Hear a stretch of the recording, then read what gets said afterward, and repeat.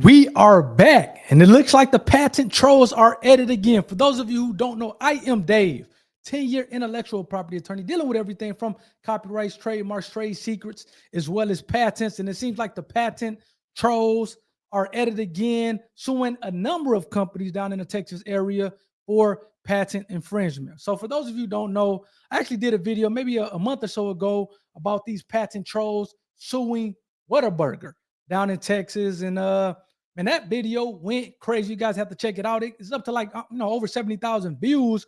And it seems like the Whataburger franchise got sued along with a number of other companies for patent infringement. And it seems like the patent trolls again are at it again, suing other companies in the Texas area as well as that South region for patent infringement. We're going to go through the article here, some housekeeping items. First, please hit the like button for the YouTube algorithm, as well as hit the subscribe button to be a part of the IP community. So again, getting right off into it, I want to first kind of describe what a patent troll is. So typically, when you get a patent on something, say if I get a patent on something, say you get a patent on something because you invented something, typically you are kind of coming out with your product that you invented. And therefore, you are what is considered a practicing entity. You practice your invention or practice your patent. In other words, manufacture it, sell it, so others can actually use it. But then you have what is called an NPE, or a non-practicing entity, that just get patents, don't do anything with them, but yet sue others for committing patent infringement. And I can kind of see both sides of it, because on one side you're like, hey, if I get a patent on something and I have to spend the money and I didn't invent something, and if somebody steals it, then it's well within my right to sue somebody. But a lot of people don't really like patent trolls because they do not actually practice their invention. Now I kind of want to hear from you guys in the comment section. Do you think that just because, if you, to the extent that you invented something, you have a brilliant mind, and again, it could be expensive to try to, kind of manufacture something or put something into practice, start a business off of it. So I guess I want to hear from you guys in the comment section. Just because you invent something, if you don't practice it, do you think that you should be allowed to sue others? Currently, you can sue others. So like I said, that's what a non-practicing entity is. It's somebody who has a patent that does not practice their patent, yet they sue others for patent infringement. They also call them patent trolls. A lot of people don't like patent trolls, but again, there's nothing illegal about what it is that they're doing. But a lot of people don't like them because they're not practicing their invention. And to be honest with you, somebody have kind of under the Whataburger video I did, they left a great point that I kind of failed to mention. Texas is one of those states that actually, I don't want to say helps out, but they make it easier for patent trolls to kind of operate and to sue others or whatever the case may be. Whereas in a lot of other states, they don't, even though they understand that, hey, patent trolls is not necessarily illegal to do what they're doing, they kind of don't like patent trolls in the courthouse. Whereas Texas is one of those states that I don't want to say they make it easier for patent trolls, but they kind of let patent trolls operate and kind of do what they need to do, and kind of don't kind of reprimand the patent trolls for being a non-practicing entity. So those are kind of some of my initial thoughts on this thing. Let's pull up this article so we can go through. Seems like this time the patent trolls are suing HEB, which is Heb, I guess, Taco Cabana, Grunt Style, and a number of other kind of companies that seem to be kind of located in Texas. Seems like Heb or HEB is a kind of a chain, a supermarket chain that's kind of down in Texas as well as the Mexico area. Taco Cabana, as you may mention, or as you may have guessed, they kind of sell tacos. And so it seems like there's a lot of Texas companies that, like I said, patent trolls can kind of operate a little bit more easily in Texas compared to some of the other states. So let's go through the article here. I would love to hear from what you guys think on this, but let's go through it here. HEB, Taco Cabana, Grunt Style, San Antonio Shoemaker. Okay, so it seems like they're suing a shoemaker in San Antonio. And Santikos Real Estate Services are among a slew of companies that recently have been hit with the patent infringement lawsuit by the New York company. So the New York company is essentially the company that owns the actual patent, and they're called Secure Matrix LLC.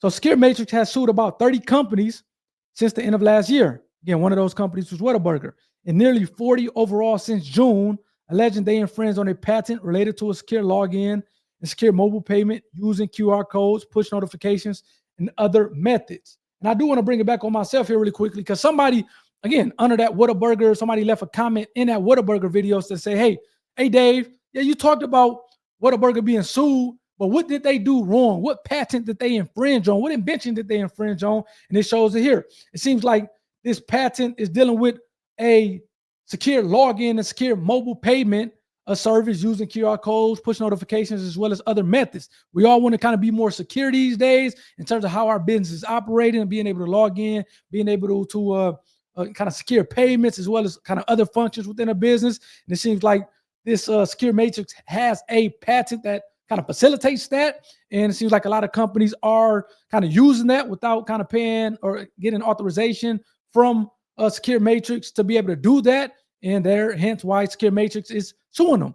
So again, when you get a patent, and I was telling somebody this here maybe recently, that doesn't give you authorization or the right to do anything. You can actually sell your invention, make it, use it without having a patent. Now, whether or not you are committing patent infringement, that's another question. But a patent does not allow you or doesn't give you the right to use the invention. What a patent is, it's an exclusionary right. It gives you the right to stop others from making an invention, using an invention, and selling the invention. It seems like a number of these companies are at least using the invention that is a product of this patent that's owned by Secure Matrix, and then hence that's why Secure Matrix is suing them for patent infringement to kind of prevent them from using it without the authorization. So a little patent one-on-one for you guys, as well as kind of being able to kind of let you know what these companies are accused of doing. Let's continue on here. Secure Matrix seeks unspecified financial damages from each of the defendants' continuing or future infringement up until the date a judgment of infringement is entered. Law.com, which reported on some of the first lawsuits filed last year, describes Secure Matrix as an obscure patent holder that was formed in 2023 in Delaware. So it seems like this Secure Matrix, they just recently was formed a couple years ago in 2023, Delaware. They say obscure because it's like, okay, we don't kind of really know what they do. Clearly, they're a non-patent entities, non-practicing entity, so they're not kind of necessarily in business. Seems like they are incorporated for the for the reason to go after and sue other people, which is I guess that's how you get the term NPE. Other companies targeted in the federal lawsuits included American Airlines, Southwest Airlines, Mattress Firm, Twin Peaks. Oh, they suing Twin Peaks. At least two defendants, Bank of America and Dickey's Barbecue Restaurants, have reached out-of-court resolutions. So it seems like they, Secure Matrix have succeeded, at least in some of these lawsuits where, again, like I said, Bank of America and Dickey's Barbecue Restaurants have reached out-of-court resolutions. I would imagine that those resolutions include Bank of America and Dickey's Barbecue paying some type of licensing fee or some type of fee to Secure Matrix to let them go away, while suits against IBM, Microsoft, and Sony Interactive Entertainment were dropped before they had an opportunity to respond to the allegations. I would imagine that they were dropped because they weren't maybe committing patent infringement. That's actually weird that they just kind of dropped them sua sponte or on their own. So that'd be interesting to know why they did that. Isaac Robakoff, a Chicago lawyer who represents Secure Matrix, didn't immediately respond to a request for comment. So it seems like this Isaac Robakoff is representing Secure Matrix out of Chicago. That's interesting that they did not get a New York law firm, as it seems like Secure Matrix is incorporated in New York, or they're kind of in New York, even though they're incorporated, it seems like in Delaware. An HBE spokeswoman had no comment. Representatives for Taco Cabana, Grunt Style, and San Antonio Shoemaker and Santikos didn't respond to a request for comment. So it seems like everybody is staying quiet. Santikos allegedly infringes on the patent by using a computer system to authenticate users logging into their account or purchasing movie tickets on his website. I thought Santikos was what is Santikos? I thought they were a real estate services. Why are they purchasing movie tickets on a real estate services website? That's weird. Nonetheless, seems like similarly, HEB alleged infringement apparently relates to users logging into their account or conducting a food shopping search on his website. Again, HEB is essentially a shopping center, a chain shopping center that's based in Texas and Mexico. Robakoff filed most of the earlier suits in Marshall, about 40 miles of Shreveport, Louisiana. Shout out to 50. But the suits involving the San Antonio companies were filed this month were in Midland, which essentially is in Texas. USPTO records show that the technology related to Secure Matrix patents was conceived by software developer and inventor Jack Weiser. So it seems like Jack invented this technology, and he applied for a patent in 2013 and was granted it the following year. And I can tell you, man, for somebody to get a patent a year after they filed that application, that's very surprising. Typically, you don't get a patent or it doesn't finish going through the prosecution. 2 years can easily take 3 years, but definitely at least 2 years. But the fact that he got it the next year is very surprising. Beiser then assigned the patent in 2022 to Ally Security Trust, which says on his website it provides services to reduce the risks of patent litigation. So it seems like Beiser, maybe for some money, maybe for free, I'm not sure, for a royalty payment, I'm not sure. It seems like he assigned his patent to Ally Security Trust. I was actually going to go through the website, but I'm not going to go through it. And it seems like Ally transferred the patent to Security Matrix in August 2023, the same month of Security Matrix Incorporation. So it seems like maybe somebody potentially kind of bought this patent from Ally Security Trust and kind of set up their incorporation and said, we're going to go through all these corporations. I'm not sure. That's interesting. So that's pretty much the article. Like I said, this whole patent troll stuff, patents just in general, IP in general, is big business. It seems like, again, just from my kind of experience, what happened was this Beiser guy invented this thing, got a patent on his invention. He assigned it or maybe sold it off in some capacity to Ally Security Trust. And it seems like Ally Security Trust, somebody was, they end up selling it to Security Matrix, and seems like kind of based on kind of what has transpired since then, Security Matrix said, okay, we're going to buy this, and then we're going to just sue a ton of people and maybe get some money as a result of it. Again, it seems like Security Matrix is not as a non-practicing entity, so they don't actually kind of do anything outside of maybe suing people and collecting some type of a fee.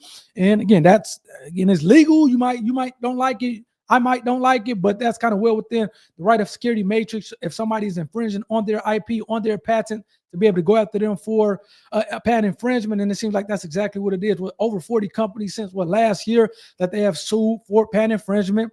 Seems like Dickey's Barbecue, Bank of America have kind of forked out some money. Others, IBM, they kind of seem like they dropped the lawsuit against others. It seems like this latest string of kind of suspects is HEB, Tyco Cabana, Grunt Style, and others. So again, let me know what you guys think about this. I would imagine that Security Matrix is just getting started, and they're going to look to try to come up a lot of money as a result of suing other people for patent infringement. Let me know what you guys think of this in the comment section. Go check out that Whataburger video that has kind of taken off since I put it out maybe a month or so ago. And like I said, hopefully you guys enjoyed this one. Hit a like button for the YouTube algorithm, as well as hit the subscribe button to be a part of the IP community. And I'm sure I kind of come to you with the latest string of lawsuits whenever they come out here recently. So again, take care. Have a good one. Hope you enjoyed it. Bye-bye.